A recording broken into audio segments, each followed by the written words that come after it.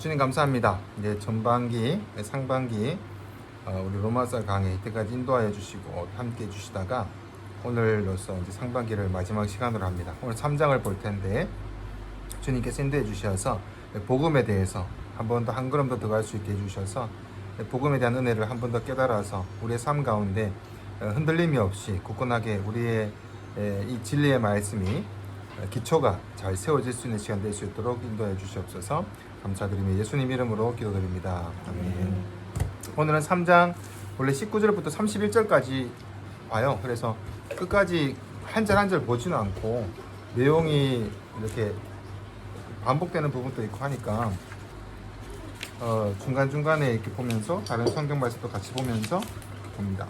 로마서는 복음의 정수 그렇게 불리기도 하고 복음에 대해서는 우리가 좀 이렇게 깊이 있게 들어가요. 그래서 뭐 스토리가 뭐라 그럴까요? 뭐 탕자 이야기라든지 뭐 어떤 사실적인 스토리가 없긴 없는데 그 대신에 설명을 막 해요. 그러니까 논문 형식이라 그래야 되나? 그래서 그걸 막 증명을 해야 되고 막 이러니까 조금 힘든데 그래도 중요한 내용입니다. 그리고 어떻게 보면 뭐 복음의 뼈대다? 뼈대? 중심축이다? 보통 이렇게 얘기하는 로마서이기 때문에 오늘 또 복음에 대해서 이제 3장 봅니다. 오늘 3장의 제목은 은혜를 받은 자로서의 삶은 은혜 받은 자로서의 삶은 제목이에요. 은혜 적어주세요. 은혜 받은 자로서의 삶은 은혜 받은 자로서의 삶은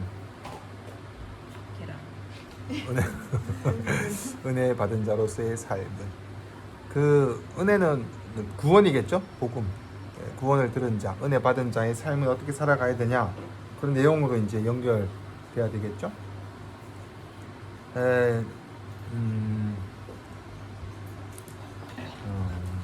3장 이제 20절 보면은 그러므로 20절부터 봐요. 그러므로 율법의 행위로 그의 앞에 의롭다 하심을 얻을 육체가 없나니 율법으로는 죄를 깨달음이니라.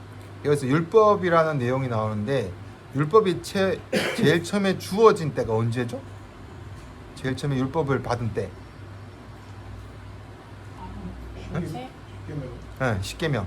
십계명이 시내산에서 모세를 불러다가 이제 주시잖아요. 근데 중요한 내용이 뭐냐면 율법을 주셨을 때는 이미 구원을 해놓은 상태였었어요. 그러니까 이스라엘 백성들이 애굽 땅에 있을 때 종살이 하고 있을 때 그때 구원하기 전에 율법을 준 게 아니라 그러니까 유월절 그죠? 이렇게 구원해 놓고 나서 홍해를 다 지나고 다 끝난 다음에 구원해 주시고 산에 올라와서 율법을 주셨어요. 그래서 순서가 구원이 먼저고 율법이 두 번째 와요. 근데 이게 이렇게 된 순서의 이유가 뭐냐 하면 율법을 먼저 주고 구원을 이루면 율법을 잘 이루어야지 구원이 이루어진다. 이렇게 진행이 되거든요. 율법을 잘 사람들이 지키면 구원을 얻는다. 하나님은 그게 아니라는 거죠. 그럼 율법의 역할이 뭐냐 했을 때 지금 20절 말씀에 율법의 행위로는 그 앞에 의롭다 하심을 얻을 육체가 없다. 그러면 이제 율법을 주신 이유는 구원을 위해서가 아니라 율법으로는 죄를 깨닫기 위해서라 그래요. 20절 말씀에. 율법을 없을 때는 그러면 죄를 깨닫지 못한다가 되겠죠. 그럼 다르게 얘기해서 사람이 죄인인 줄을 원래는 죄가 있는 줄을 알지 못했는데 하나님이 율법을 주심으로 통해서 죄가 뭔지를 깨닫게 하셨다라는 내용으로 연결될 수 있어요. 그럼 다르게 얘기해서 에덴 동산에서 나왔던 인생들이 자기가 선을 세우고 의를 자기 나름대로 막 세워 살아가니까 다 맞는 줄 알아. 근데 그다 대고 하나님께서는 사랑하셔서 구원해 주시려고 하는데 죄인인 줄 모르고 자기 죄악인 줄도 모르고 막 살고 있는 거지. 구원의 필요성을 모르고 있는 거지. 그 자들에게 하나님께서 애굽이라는 곳에서 종살이 하는 것을 통해서 구원이 필요하다라는 것에 대해서 구원해 주시고 나서 왜 구원이 필요하냐는 것을 알려주시고 이제 진행하시기 위해서 율법이라는 것을 딱 이렇게 대보시는 거죠. 그랬더니 사람들이 율법으로 내가 이걸 지킬 수 있는 육체가 한 명도 없구나라는 것을 발견하게 되면서 이유가 뭐냐면 그럼에도 불구하고 왜 줬냐? 율법 죄를 깨달아라. 무슨 죄냐 하면 나는 불가능하구나. 나로서 어떤 율법을 지킬 수 있는 것도 없고 나로서는 어떻게 선할 수 있는 전혀 근거가 없구나. 그래서 로마서 7장을 한번 찾아볼까요? 로마서 7장 7절 말씀입니다. 먼저 찾으신 분이 한번 읽어주세요.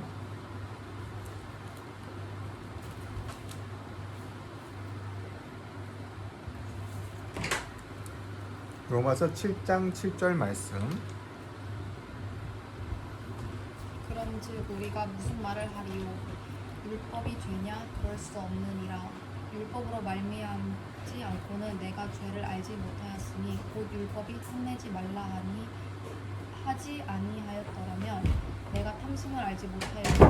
네, 여기 나오죠. 율법으로 말미암아 내가 죄를 율법이 없으면 죄를 알지 못한다. 율법으로 나서 죄를 알았는데 그 죄가 뭐냐면 탐심하지 말라 하지 않았으면 네가 탐심을 모른다 그래요. 그러니까 사람들이 전부 다 탐심인지 모르고 탐심을 부리고 있고 욕망을 막 이렇게 하고 있어. 건강하시고 그리고 막 이렇게 하고 있는데 욕망을 막 하고 있는데 욕망이 죄인 거를 이제 알려주시는 거지. 그러고 나서 사람들이 죄를 알게 돼요. 그러면 뭐가 맞고 뭐가 틀린지 모르는 인생들에게 뭐가 맞고 뭐가 틀린지를 분명히 알려주는 것. 죄가 먼저 알려주는 것이 율법이다. 그래서 옛 선지자에서 이제 그런 그것이 뭔지를 막 설명했던 게 지난 시간에 8절까지 봤잖아요, 그죠? 오늘 이제 원래 9절부터 봐야 되는데 19절부터 봤는데 9절부터 보면은 그 내용이 나와요. 이제 옛 선지자의 글을 빌려서 조금 디테일하게 왜 그게 죄고 왜 너희 상태가 어쩌고 저쩌고 하는 거를 9절부터 18절까지 나오는데 한번 돌아가면서 읽어볼까요? 9절부터 18절까지 이렇게 오른쪽으로 돌아갈게요. 그러면 어떠하냐? 우리는 나으냐? 결코 아니라. 유대인이나 헬라인이나 다 죄 아래에 있다고 우리가 이미 선언하였느니라. 18절? 10. 10절? 네. 조리말로 할게요. 네네. 근데 나 낙순이 해주고 싶어. 스크라인 어파스 바이하인 지금 되는 것은 깨닫는 자도 없고 하나님을 찾는 자도 없고.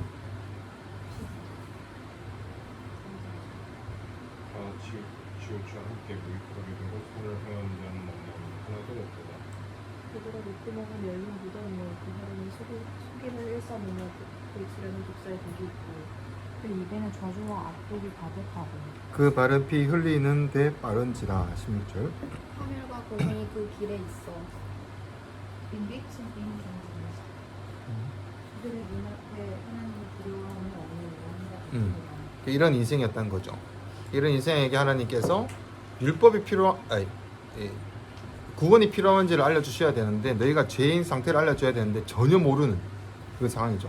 이게 조금 무서운 말씀이 뭐냐면 그러면 그러니까 하나님에 대한 율법을 모르고 하나님에 대해서 모르는 자들은 지금도 그렇게 살아가고 있다라는 내용이 돼요. 세상 사람들을 얘기하겠죠. 근데 이제 믿음의 사람들에게는 하나님께서 구원해 주시고 나서 율법을 주시면서 죄를 깨닫게 해주시고 그래서 율법 아래 놓인 것을 정확히 예를 들어서 9절부터 18절까지 말씀에는 다 표현이라는 근데 이런 것들이 지금 읽어보면 너무 좀 심하다라고 할 수 있지만 세상을 바라보고 역사를 바라보면 생각보다 이게 그렇게 이해가 어렵지 않을 것 같아요. 세상에도 다들 어떻게 보면은 더 시대는 좋아지고 발전은 되지만 악독한 것, 그다음 자기 욕망을 채우는 건 더 심각하게 되죠. 지금 전쟁이 일어나는 것도 전부 다 어떻게 보면은 나라의 어떤 그런 이익을 위해서 결국은 그렇게 진행이 되는 거거든요. 모든 전쟁과 기근 같은 경우도 하나님이 충분하게 이렇게 주셔도 서로 더 채워야 되고 더 넣어야 되는 거니까. 제가 어젠가 3일 전인가 제가 새우를 좋아하잖아요. 새우를 좋아하는데 요즘에 이렇게 제일 맛있게 사람들이 먹는 새우 중에서 좀 됐죠. 시간이 됐는데 그 타이거 새우 좋아하잖아요. 그게 인기가 올라가면서 타이거 새우에 대해서 사람들이 수입을 많이 벌기 위해서 어떤 일을 벌이냐 하면 제일 첫 번째는 바다가 없는 곳에 물이 없는 곳에 땅을 파가지고 물을 가둔 다음에 새우를 키우고 거기다가 방부제를 엄청 넣어요. 죽지 않는 새우지. 그래서 거기서 그런 거 다 알지 않나? 그래서 거기서 새우를 나와서 죽지 않는 새우 방부제를 덩어리 이제 새우를 만들게 되죠. 근데 거기서 알을 많이 낳아야 되잖아. 근데 타이거 새우 같은 경우는 어두워야지, 심해니까 어두워야지 새끼를 많이 넣는 거야, 알을. 그래서 그 인두 같은 집게 불이 있는데 그걸 가지고 한쪽 눈만 이렇게 불을 찢어서 잘라요. 대박이죠. 그 불 찢어 자르면은 이 새우가 어두운 걸 착각해가지고 알을 많이 베는 거야. 눈의 시각이 새우 시각이 그런 게 있대. 그 알을 안 낳게 하는 것에 대한 억제하는 게 나온대. 그래서 한쪽 눈을 잘라버리면 심인 줄 알고 어두운 물 깊인 줄 알고 알을 막 베기 시작하는 거야. 사람이 이렇게 잔인해요. 왜냐하면은 수입을 얻어야 돈을 많이 벌 수 있으니까. 이런 식으로 뭐가 질서에 맞는 거에 대해서 전혀 없이 모두가 전부 다 이득을 위해서 전 세계가 돌아가고 있죠. 이게 마치 선을 위해서 가는 것 같이 보이고 좋은 걸 공급하는 것 같이 보이지만 여러 가지 알 수 없어. 그러니까 기준을 다들 모르는 거야. 그래서 최근에 와가지고는 뭐 푸아그라? 거기 간? 그것도 왜 과정이 좀 그렇잖아요. 간을 키우기, 간땡이를 붓게 하기 위해서 거위를 잔인하게 하는 거. 결국에 이런 여러 가지의 지금 식품적인 규제가 있긴 하지만 이미 사람들에 대한 그 서로의 이득을 취하고 수입을 위해서 돌아가는 경제적인 시스템은 말할 것 없이 돌아가고 있어요. 그래서 시대가 좋아지면 좋아질수록 계속 더 심한 것 같아요. 그래서 방금 9절부터 18절까지 말씀이 그렇게 뭐 거부되는 건 아닌 것 같아요. 그런 시각으로 봤을 때는. 그럼 우리가 어떻게 해야 되냐라는 질문을 던지게 되죠. 절대 의로운 것이 없고 불가능한 인생들인데 어떻게 해야 되냐라는 질문으로 몰아가게 돼요. 그래서 절망적인 것을 계속해서 우리가 보고 느낄 때마다 마음이 힘들긴 하지만 성경은 이제 그 다음에 이렇게 얘기하는 부분이 있어요. 갈라디아서 말씀을 한번 볼까요? 갈라디아서 3장 24절 먼저 읽으신 분이 먼저 찾으신 분이 읽어주시면. 갈라디아서 3장 24절 말씀, 유명한 말씀인데 마치 율법이 우리를 그리스도께로 인도하는 초등교사가 되어 우리로 하여금 믿음으로 말미암아 의롭다 함을 얻게 하는 네네. 그래서 율법의 역할이 뭐냐 하면 율법을 그럼에도 주셔서 죄를 깨닫게 하는 걸로 끝나는 것이 아니라 그래서 우리가 죄인이어서 불가능하니까 우리에게 구원자가 필요하구나라고 해서 그걸 길을 인도해 준다는 거예요. 그래서 결국은 우리가 메시아를 바라볼 수밖에 없다는 것. 그래서 율법이 우리를 그리스도께로 인도하는 초등교사가 된다. 그렇게 이제 진행이 돼요. 그래서 우리를 하여금 믿음을 하며 의롭게 함을 얻게 한다. 답을 주죠. 오늘 본문에도 21절 말씀에 한번 읽어보세요. 21절 제가 읽을게요. 21절 오늘 본문에 로마서 3장 21절에 이제는 율법 외에 하나님의 한 의가 나타났으니 율법과 선지자들의 증거를 받은 것이니라. 그래서 18절 19절까지 말씀에 계속해서 인간의 악독함과 정말 그런 답이 없는 죄악된 인생을 얘기하면서 율법에 대해서 하는 역할을 얘기하고 율법 외에 하나님의 한 의가 나타났다. 이게 뭐냐면 이제 한 의가 나타났다는 의라는 좀 내용이 좀 중요한데 의가 나타났는데 율법과 선지자들의 증거를 받은 거다. 그래서 율법과 선지자들의 증거 받은 의. 우리가 알기로는 이제 예수 그리스도인데 예수 그리스도가 왜 의가 되냐라고 따질 수 있죠. 뭐 영어 성경에는 정의 뭐 이렇게 나오기도 하지만 히브리 말로는 자다크라는 말을 써요. 자다크. 원어로 보면 자다크라는 말의 의미가 뭐냐면 옳다, 맞다라는 의미도 있지만 또 다른 의미는 뭐냐면 끊어진 관계를 회복하는 모든 것. 이런 의미가 들어있어요. 의라는 게 자다크라는 의미 가운데 끊어진 것을 연결하는 모든 것. 그러니까 뭐 시작부터 행위부터 과정까지 모든 걸 얘기해요. 끊어진 관계를 연결하는 것. 그래서 이제 예수님이 이 땅 가운데 오신 목적이 하나님과 우리 사이에 끊어진 것을 연결하기 위해 오셨죠. 그래서 하나님과 다시 그 사람들의 인류의 관계를 회복 시킵니다. 그래서 이게 하나님의 의다. 하나님의 한 의가 나타났으니.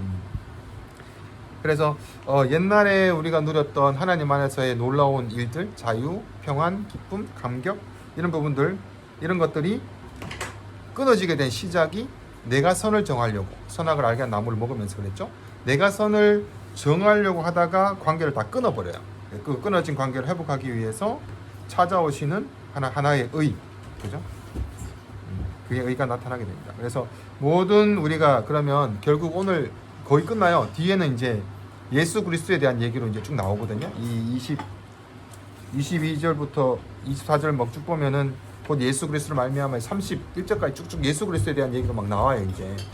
그래서 이 전체 10 몇 절부터 오늘 받는 걸로 쭉 보면은 한 절 한 절 안 보지만 대충 정확히 딱 이렇게 할 수 있는 말은 율법에 대해서 하나님께서 율법을 주신 것은 너희가 죄인임을 확인하기 위해서, 그리고 그 죄악 가운데 필요한 것은 하나님께서 그래서 예수 그리스도를 보내주셨다라는 것이 되고, 예수 그리스도를 통해서 끊어진 관계가 회복되어서 그분이 의다, 그렇게 되죠. 그러면 이걸 반대로 뒤집으면 우리가 죄인임을 깨닫지 못할 때는 심각한 거죠. 그래서 우리가 죄인임을 깨닫는 것은 굉장히 중요하고, 우리가 죄인임에 대해서 철저하게 우리에 대해서 전혀 우리는 가능성이 없다라는 고백이 이루어지는 것은 굉장히 중요해요. 왜냐하면 이것이 될 때 성경을 봤을 때 하나님이 나는 이렇게 불가능한데, 이게 아무것도 없는데 하나님이 왜 우리가 약속하잖아요. 신약 구약이듯이 약속을 하나님이 주실 때 전혀 계약할 수 없는 상황인데 일방적인 계약으로, 일방적인 은혜로 우리를 삼아주시고 구원해 주셨다는 거지. 그리고 설득해 나가셨다는 게 이해가 되게 되는 거죠. 그래서 21절에 율법과 선지자들에게 증거를 받은 것이라 하는 것도 예수 그리스도. 구약에 대한 마무리가 구원자가 필요하다. 너희들은 죄인이야 라는 것을 계속 율법을 얘기하시고, 그 다음에 메시아가 그래서 올 것이야 라고 얘기하는 게 구약의 약속으로 끝나요. 그리고 신약에 들어가서는 그분이 오셨고, 그 다음에 신약도 약속이잖아요. 여기가 좀 헷갈리는 거야. 예수님이 다 오셔서 약속이 완성이 되고 완성이 끝났는데 왜 또 신약은 약속인가? 그건 이제 다시 오실 예수님에 대해서 얘기를 하잖아요. 왜냐면 우리가 지금 신약 로마서를 보고 있으니까. 그럼 이 말씀을 하시는 이유가 지금의 우리가 살아가는 교회들이 옛날에는 구약의 약속을 믿고 확인할 수 있는 사실이다라는 것을 얻는가 동시에 미래에 대해서 약속을 다시 가지고 살아가야 되는 거죠. 구약의 성도들처럼. 신약의 미래에 대한 약속은 다시 오실 예수님. 이렇게 연결이 돼요. 그래서 우리가 지금 만약에 구약에 대해서 완성하신 예수 그리스도에 대한 복음과 구원과 필요성을 알고 내가 죄됨을 안다면, 당연히 지금 우리가 일어나야 되는 일이 뭐냐면 다시 오실 예수님을 어떻게 기다려야 되는지에 대해서 연결될 수밖에 없어요. 그걸 위해서 이제 로마서가 복음을 계속 얘기하는 거니까. 근데 여기서 이제 문제가 된다면, 우리가 보통 신랑과 신부를 얘기해서 신부가 신랑을 기다리는데 이게 언제 오신다라는 게 모르잖아요. 이제. 그러니까 이제 너무 힘들고 지치기도 하고 기다리는 것이 이렇게 조금 여러 가지 불편한 일이 막 일어나기도 해요. 근데 이거를 보통은 이제 두 가지로 얘기할 수 있어요. 원래 오리지널 좋은 신부는 어떻게 신부는 기다리나 하면, 신랑이 언제 올까 기다리면서 신랑의 집안에 대해서 공부하고 배우고 같이 살기 위해서 하나하나 준비하는 신부가 돼야 된다라는 내용이 있어요.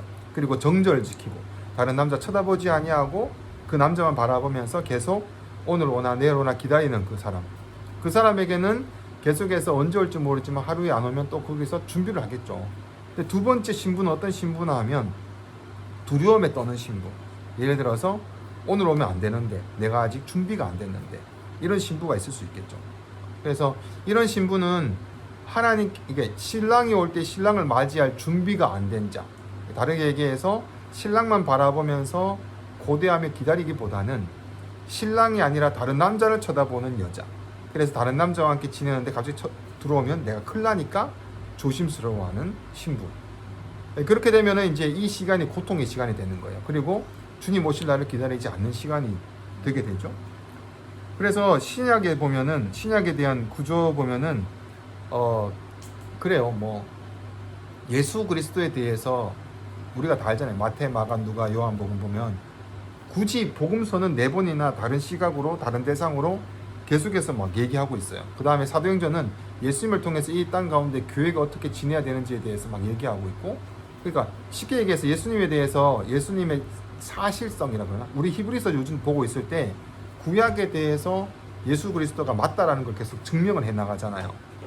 굳이 왜 그럴까라는 이유는 보면 뭐냐 하면, 우리가 신약 시대를 살아가는, 다시 오실 예수님을 기다리는 시대 가운데 살아가는 우리들이 신랑 대신 예수님을 기다리면서 제일 힘든 게 뭐냐 하면, 신랑이 만나라는 내용이에요. 진짜냐? 이 내용이 계속해서 우리에게 갈등을 빚게 하는 거예요.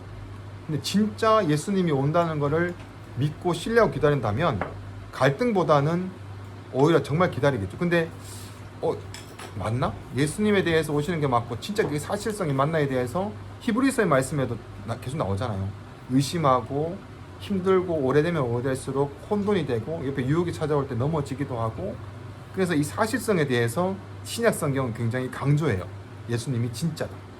진짜다. 구약을 들어서 계속해서 증명해 나가는 것이 바로 신약의 절반 넘게가 예수님의 사실점을 증명하고 있어요. 그래서 내가 꼭 지키고 기다려라 라고 하면서 그렇게 돼요. 그 다음에 신약의 절반은 뭐냐면 이 12사도가 교회를 세웠고 사도 바울이 복음을 증거해서 일어난 모든 교회들 있죠. 그 모든 교회들이 어떻게 준비하고 교회는 기다려야 되는지에 대해서 하나하나 증명해내요. 갈라디아서 고린도 모든 교회들의 문제가 생길 때 너희들의 내면을 어떻게 갖고 와라, 너희가 신분을 어떻게 해야 된다라고 계속 증명하고 있어요. 왜? 다시 오실 주님에 대한 약속을 가진 자니까. 그래서 우리가 오늘 22절 24절까지 말씀 한번 볼까요? 곧 예수 그리스도의 믿음으로 말미암아 모든 믿는 자에게 미친 하나님의 의인이 차별이 없다. 모든 사람이 죄를 범하였으며 하나님의 영광에 이르지 못한다. 그리스도 예수 안에 있는 성령으로 말미암아 하나님의 은혜로 값없이 의롭다 하심을 얻을 자 되었느니라 라고 하면서 은혜 받은 자가 그 은혜에 대한 깊은 깊은 묵상을 시키고 결단을 시키는 이유가 뭐냐 하면 우리의 시선이, 관점이, 시간표가, 계획이 다시 오실 주님으로 맞춰져야 된다는 거예요. 다시 이 기초를 구원받은 자의 기초를 단단하게 세워야 된다. 의심하지 말라. 사실이다. 진짜다. 그 세워가야 됩니다. 그래서 오늘 보면은 이제 뭐 이사야 말씀이 있는데 이것도 읽을까? 이건 뭐 읽을 필요 없을 것 같고. 네. 그래서 우리가 받은 이 은혜라는 복음은 그렇게 간단하지 않고 다시 오실 주님을 준비하는 것에 있어서 단단한 기초가 돼야 되는 것뿐만 아니라 우리의 삶에 있어서 방향과 목적성에 대해서 구약에 있는 약속처럼 오셨듯이 신약의 약속처럼 반드시 오신다라는 것을 흔들리지 말고 진짜다, 이거 진짜다라고 계속해서 설명하셔서 그걸 기다리는 신부들이 그 내면을 어떻게 훈련하고 다지고 공부하고 알아가야 되는지에 대해서 설명하고 있는 거예요. 그래서 오늘 말씀의 제목이 은혜 받은 자의 삶은 이라고 하는 것은 신부로서 의심하지 말고 구원에 대한 복음을 확실하게 단단하게 세워서 내면을 준비하고, 왜냐면 이거는 그룹이 아니라 부모가 할 수 있는 게 아니라 1대1로 하나님 앞에 써야 되는 부분이기 때문에 그런 거예요. 그래서 예수님께서 오셔서도 계속 그의 나라를 가르치시고 계속해서 그 오실 마지막 그 나라를 계속해서 말씀해 주시게 되죠. 자, 이제 그래서 마지막 4개의 질문을 던지자면, 제가 오늘 이 말씀 보면서 4개 질문을 한번 정리해 봤어요. 그래서 우리 속에서 신부로 단장한다는 거 얘기할, 단장, 뭐 화장 찍고 어쩌고 저쩌고 하는 거, 뭐 이렇게 뭐 드레스도 고르고 하는 것도 중요하지만 안쪽으로 결혼할 때 안쪽으로 준비하는 게 얼마나 준비되고 있는지에 대해서 한번 되돌아봤으면 좋겠다라는 질문이 있고, 두 번째는 그 준비가 무엇일까라고 봤을 때 보니까 이제 뭐 어렵지 않더라고. 지금 로마서 우리 공부하는 것도 준비일 수 있고, 주일 예배도 준비일 수 있고, 그 다음에 뭐 우리가 뭐 지금 뭐 목장이 있고 뭐 구역이 있는 나눔들이 전부 다 준비일 수 있고, 그 다음에 말씀을 개인적으로 깊이 있게 묵상하는 것도 준비일 수가 있지 않을까? 그런데 이제 이 준비가 고민하면서 삶을 이렇게 비춰봐야 되는데 그까지는 얼마나 진행이 되고 있을까? 그런 부분. 그 다음에 이 깊이를 알기 위해서, 이 내면의 준비와 깊이를 알기 위해서 우리가 그러면 실제적으로 할 수 있는 게 뭘까? 성경만 본다고 되는 건 아니잖아요, 그죠? 하나님 말씀, 성경의 말씀을 봤으면 실천으로 옮겨져야 되는 부분이 있어야 되니까. 그러니까 뭐 쉽게 얘기해서 율법의 완성이 예수님이라면 십계명을 예수님이 오셔서 주장파송을 했는 게 뭐냐 하면 하나님을 사랑하라, 그 다음에 그 사랑으로 이웃을 사랑하라 이렇게 해주시고, 그 다음에 그것마저도 2개 붙여서 했던 것은 이웃을 내 몸과 같이 사랑하라 이렇게 해서 마무리를 지어주시거든요. 그럼 이 깊이를 있기 위해서 하는 거는 이웃 사랑을 통해서 드러날 수밖에 없다라는 결론이 이 율법을 통해서 예수님의 오셔서 하는 모든 행동 가운데 우리들이 교회로서의 마지막 예수 그리스도를 신부로서 기다리는 자들 중에서 드러나야 되는 것 중에 하나라는 거죠. 이건 춤바이슈를 얘기한 건데, 이런 것들을 위해서 우리가 뭘 하고 있는가. 결국은 이제 오늘 마지막으로 은혜 받은 자로서의 삶은 주님을 기다리는 것이 되는데, 그것으로 내가 지금 하고 있는 것은 무엇인가. 계속 이렇게 질문이 되더라고요. 왜냐하면은 그 약속으로 계속 이루어져서 신약에 대한 말씀에 대한 이유를 반추해 보니까 결국 그쪽으로 갈 수밖에 없는 거죠.